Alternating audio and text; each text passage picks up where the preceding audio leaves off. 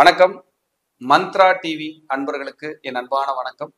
தொடர்ந்து இந்த சேனலுக்காக நீங்கள் கொடுத்து வருகின்ற ஆதரவிற்கு கோடான கோடி நன்றி. தொடர்ந்து இந்த சேனலை பாருங்க. இதில் வருகின்ற கருத்துக்கள், ஜோதிட பதிவுகள், ஜோதிட கருத்துக்கள் உங்கள் வாழ்விற்கு ஒரு வெளிச்சமாக நிச்சயமாக அமையும். தொடர்ந்து ஆதரவு தாருங்கள், பாருங்கள். இன்னைக்கு பார்க்க இருக்கிற ஒரு தலைப்பு, யாருக்கு எப்பொழுது சொந்த வீடு அமையும்? இதுதான் இன்னைக்கு டாபிக். அதாவது நிறைய பேர் சொல்லுவாங்க, மனசுல நொந்து பயங்கர பிரச்சனையாகக்கூடிய காலமாக என்ன எப்போ இருக்குது அப்படின்னா, சார் காக்கா குருவிக்கு கூட ஒரு கூடு இருக்குது, எனக்கு மட்டும் ஒரு வீடு இல்லை, நான் என்ன சார் தப்பு செஞ்சேன், நான் என்ன சார் குறையா இருந்தேன், எனக்கு மட்டும் சார் ஏன் இந்த தண்டனை அப்படின்னு நிறைய பேர் இந்த பிரபஞ்சத்தில் இந்த பூமியில் புலம்பாதவங்களே இருக்க முடியாதுங்க. காரணம் என்னன்னா, இன்னைக்கு ஒரு சிட்டிக்குள்ளே ஒரு வாடகை வருமானம் கொடுத்து குறைந்தபட்சத்தில் வர்ற வருமானத்தை வச்சு அவங்க வாடகை வருமானம் கொடுக்க முடியல சார், எனக்குன்னு ஒரு சிம்பிளாக ஒரு சென்ட் இடத்துலையாவது நான் வீடு கட்டிக்க மாட்டேனா, எனக்கு வீடு காலமே இல்லையா அப்படின்னு சொல்லி கேட்காத நபர்களே இல்லைங்க. நீங்கள் டெய்லி நான் ஜாதகம் பார்க்கும்போது வர்ற எல்லாரும் ஒரு கேள்வி கேட்குறாங்கன்னா, வீடு கட்டலாமா சார் அப்படிங்கிற கேள்வி கேட்காம போக மாட்டாங்க. இதுக்கு காரணம் எப்படி சார், எந்த காலகட்டத்தில் எல்லாம் பண்ண முடியும் அப்படின்னா, உங்களுடைய ஜாதகத்தில் இருக்கிற அந்த தசாபுத்திகளால் மற்றும் கோச்சார கிரகங்களால் உங்களுக்கான இடம், நிலம், வீடு, வாகனம், சொத்து சுகத்தை நீங்கள் ஏற்படுத்தி கொண்டு நல்ல வாழ்க்கை கட்டாயம் வாழ முடியும். அதற்கான விஷயத்தை தான் இன்றைக்கி கொஞ்சம் நம்ம ஆய்வு செய்ய போகிறோம். ஒரு ஜாதகத்தில் வீடு கட்டுறதுக்கான தசாபுத்திகள் எப்படி இருக்கணும் அப்படின்னா, முதல்ல 2, 2, 4, 11 காம்பினேஷன் உங்கள் ஜாதகத்தில் ஸ்ட்ராங்காக இருக்கணுங்க. 2ஆம் பாவகம், 4ஆம் பாவகம், 11ஆம் பாவகம், இந்த அதிபதிகளின் கூட்டுக்கலவையே ஒருவர் இடம் வாங்கி வீடு கட்டினால் சந்தோஷத்தையும் மன நிம்மதியும் கொடுக்கும். ஒருவருக்கு 2ஆம் அதிபதி தசாபுத்திகளிலோ, 4ஆம் அதிபதி தசாபுத்திகளிலோ அல்லது 11ஆம் அதிபதி தசாபுத்திகளிலோ வீடு, இடம், நிலம் கிடைப்பதற்கான வாய்ப்புகள் அதிகம். அல்லது 2ஆம் இடத்திலோ, 4ஆம் இடத்திலோ, 11ஆம் இடத்திலோ இருந்து இடம், நிலம், வீடு, வாகனத்துக்கான தசாபுத்திகள் நடந்தால் நிச்சயம் கொடுக்கும். இதில் நிலராசிகள் என்று சொல்லக்கூடிய ரிஷபம், கன்னி, மகரம், இந்த வீடுகளெல்லாம் நிலராசி. அந்த நிலராசிகளிலிருந்து ஒரு கிரக தசையோ அல்லது புத்தியோ நடந்தாலும் உங்களுக்கு இடம், நிலம், வீடு இது சம்பந்தமாக ஒரு விஷயத்தை கொடுத்து விட்டுத்தான் செல்லும். என்ன சக்தியோ அந்த சக்திக்கு தகுந்த ஒரு இடமோ, நிலமோ, வீடோ கொடுக்காம அது போகாது. இந்த பீரியடில் தான் நீங்கள் இடமோ, நிலமோ, வீடவோ அமைச்சிக்க முடியும். அதே போல் கோச்சார கிரகங்கள் என்று சொல்லக்கூடிய குரு பகவான் உங்களுக்கு உங்கள் லக்னத்திற்கு உங்களுடைய 4ஆம் அதிபதி மீது, உங்களுடைய 2ஆம் அதிபதி மீது, உங்களுடைய 11ஆம் அதிபதி மீது பயணம் செய்யும் போதோ அல்லது 2, 4, 11ஆம் இடத்தை பார்வை செய்யும் போதோ, உங்களுக்கு கோச்சார கிரக குரு பார்வை செய்யும் போதோ இடம், நிலம், வீடு, வாகனத்தை அமைத்து கொடுக்கிறது.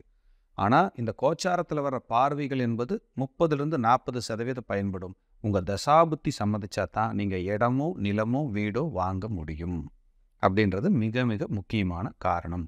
அப்போது நில ராசிகள் என்று சொல்லக்கூடியது யாரு? ரிஷபராசி, கன்னிராசி, மகர ராசி. அப்போ சுக்கிரன், புதன், சனி இவங்க தான் நிலராசிக்கு அதிபதிகள்.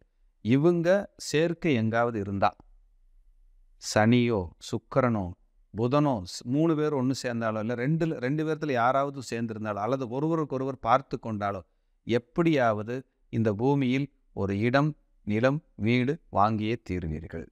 மாற்றுக்கருத்துக்கு இடமே இல்லை. அது தசாபுத்திகள் வரும்போது அதிகப்படியான நன்மையை கொடுத்து நடக்க வச்சிருங்க. இதில் வீடு, இடம், நிலம், வாகனம் வாங்கவே முடியாமல் தத்தளிக்கிறேன்னு ரொம்ப போராடுறேன்னு சொன்னால் அவங்களுக்கு என்ன பிரச்சனை இருக்குன்னா, முதல்ல 4ஆம் இடத்துல ராகு கேது இருக்கக்கூடாதுங்க.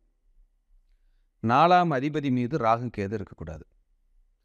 நில கிரகங்கள், நில ராசிகள் என்று சொல்லக்கூடிய ரிஷபம், கன்னி, மகரம் இந்த இடத்துல கேது இருக்கக்கூடாதுங்க. அல்லது சுக்கிரன், சனி, புதனோட கேது சேரக்கூடாதுங்க. அப்படியெல்லாம் சேர்ந்தா நீங்கள் இடம் வாங்கி, நிலம் வாங்கி, வீடு கட்டுறதுல உங்களுக்கான போராட்டம் அளவுக்கு அதிகமாக இருக்கும். மன நிம்மதியை கெடுக்கும். செவ்வாய்க்கு அடுத்து ராகு கேதுகள் இருந்தாலோ, செவ்வாய் ராகு கேதுவின் நட்சத்திரத்தில் இருந்தாலோ இடம் வாங்கி நிலம் வாங்கி வீடு கட்டுறக்குள்ள போதும் போதும்னு ஆயிருங்க. நிறைய பேர் பார்த்தீங்கன்னா பாதியிலேயே வீடு கட்டி நிற்கும். சிலர் பாலக்கால் போட்டிருப்பாங்க, வீடு கட்ட முடியாது, பூமி பூஜை பண்ணியிருப்பாங்க. சிலர் வீடு கட்டியிருப்பாங்க, அதில் வம்பு வழக்கு பிரச்சனை வந்துடும். இதற்கும் உங்கள் ஜாதகத்தில் இருக்கிற கிரகம் தான் காரணம். அது இன்னொரு டாப்பிக்கில் நம்ம பேசுவோம். இன்றைக்கி நம்ம பேசுகிற தலைப்பு என்ன? ஒருவருக்கு எப்பொழுது வீடு அமையும் யோகம், வீடு அமைவதற்கான தசாபுத்திகள் என்னங்கிறத இன்றைக்கி தெளிவாக பார்த்துட்டோம். ஒருவருக்கு மறுபடியும் ஞாபகம் வச்சுங்க, மைண்டில் வச்சுங்க, 2ஆம் அதிபதி 4ஆம் அதிபதி 11ஆம் அதிபதியினுடைய சம்மதம் இருந்தால்தான் ஒரு இடம், நிலம், வீடு நீங்கள் அமைத்து கொள்ள முடியும். இது சம்பந்தப்படாமல் நீங்கள் இடமோ நிலமோ வீடு அமைக்கிறது கஷ்டம். எந்த ஒரு பாவகத்திற்கும் 11ஆம் இடம் சம்பந்தப்பட்டால்தான் சந்தோஷத்தை அனுபவிப்பீர்கள். அப்போது சுக்கிரனோட 11ஆம் அதிபதி, செவ்வாயோட 11ஆம் அதிபதி 2, 4, 11 காம்பினேஷன் இருந்தால் நீங்கள் இடம் வாங்கி வீடு கட்டும்போது சந்தோஷமும் மன நிம்மதியும் 100% கிடைக்கும். அப்படிங்கிறத மைண்டில் வச்சுங்க. சார் நிறைய போராடுறேன், எனக்கு இந்த காம்பினேஷன் இருந்தும் சில தடைகளெல்லாம் வருது, என்னால் வீடு கட்ட முடியல அப்படின்னா, வீடு கட்டணும், மன நிம்மதி அடையணும்னா நீங்கள் பண்ண வேண்டிய முதல் வழிபாடு அன்னை ஸ்ரீ வாராகி வழிபாடு. செவ்வாய்க்கிழமையோ பஞ்சமி திதியிலையோ தொடர்ந்து வழிபாடு பண்ணிட்டு வாங்க. அதுக்கப்புறம் செவலூர் பூமிநாத சுவாமி, செவலூர் பூமிநாத சுவாமி நெட்டில் போட்டிங்கனாலே வரும். அந்த கோயிலுக்கு நீங்கள் போய் ஒரு செவ்வாய்க்கிழமை நீங்கள் நல்ல பிரார்த்தனை பண்ணிட்டு வந்தீங்கன்னா உங்களுக்கு வீடு கட்டுற யோகமும் நிச்சயமாக அமையும். அதே மாதிரி மணச்சநல்லூரில் இருக்கிற பூமிநாத சுவாமி கோயிலுக்கு போனீங்கனாலும் உங்களுக்கு வீடு கட்டுவதற்கான யோகமும் பாக்கியத்தையும் அந்த இறையருளால் நீங்கள் பெற்று நீங்கள் அற்புதமான விஷயத்தை எடுத்துக்க முடியும். வீடு கட்டுறதுக்கான ஒரு அருமையான ஒரு கிரகம் யாருன்னா, செவ்வாயோட அனுகூலமும் வேணும், சுக்கிரனோட அனுகூலமும் வேணும். இல்லைன்னா நீங்கள் வீடு கட்ட முடியாது. அதே மாதிரி இடம் வாங்குறதுக்கு புதனோட அனுகூலமும் வேணும்.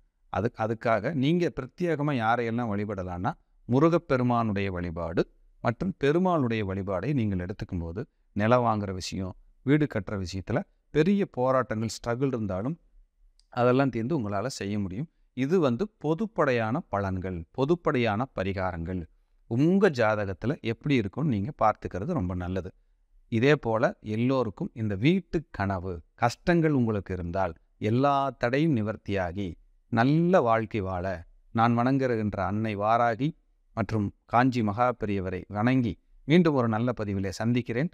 அதுவரை உங்களிடமிருந்து தற்காலிகமாக விடைபெறுவது அவினாசி ஜோதிலிங்கம். நன்றி, வணக்கம், வாழ்க வளமுடன். தொடர்ந்து இந்த சேனலுக்காக நீங்கள் கொடுத்து வருகின்ற ஆதரவிற்கு கோடான கோடி நன்றி.